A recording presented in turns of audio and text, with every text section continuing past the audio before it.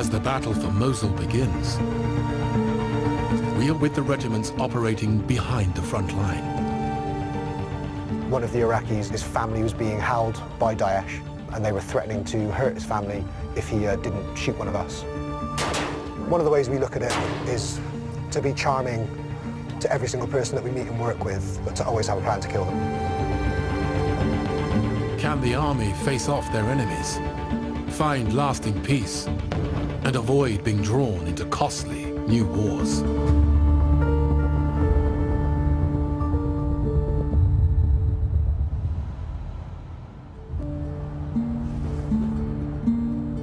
In 2014, the so-called Islamic State, IS, swept across Iraq, seizing a third of the country.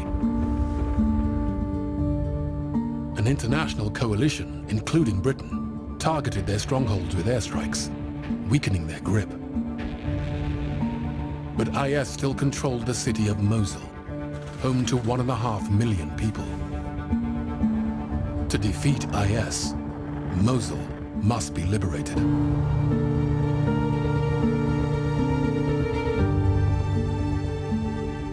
أبوي كنت روح كنا وين مسلسل كن قبل أيامه. تانا كسكاي ما نشتغل معه فريانا كتورام. دواء ما كنت شن تأخير معه كي كنت روح كنا وين. نفريان زيادة من خوشت دبي. زيادة شهيد دبي. Hundreds of Iraqi National Army soldiers are stationed at Al-Assad.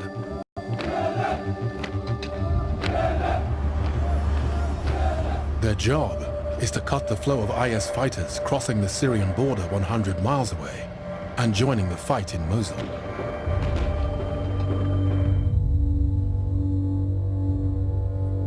Vehicles they use for these assaults, brutal weapon. The Iraqi security forces are pretty terrified of them.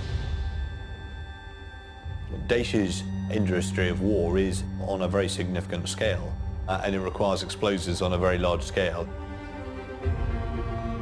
Very well fabricated platforms, perfectly designed for the job they're there for, which is to get an explosive device at speed down in amongst the Iraqi security forces. IS have launched over 200 VB-IED attacks in the first 51 days of the battle for Mosul, killing thousands of Iraqi soldiers. What you can't do is just look for quick wins, you know, think that the retaking a town, a city is the end of the story. It's absolutely not. You've got to follow through on it.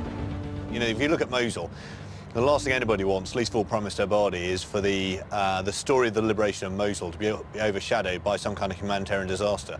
So there's a direct correlation between victory on the battlefield and managing the civilian population.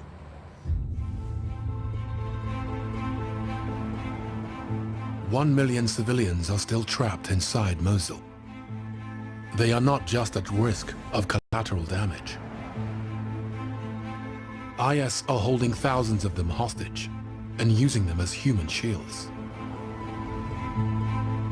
They have executed nearly 3,000 who tried to escape.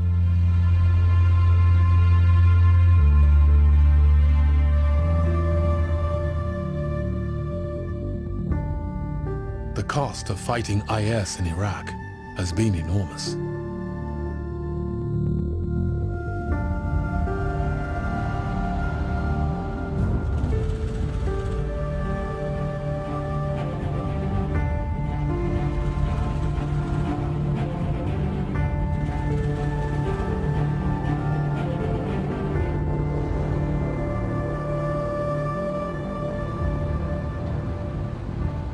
I think the difficulty from a soldier's perspective with the sort of campaigns we get involved in today is that there's no clean-cut victories. It's not like, you know, the Falklands War, where, you know, the flag flies over Stanley and the war is won. There's no kind of winning or losing per se, and that makes our lives harder.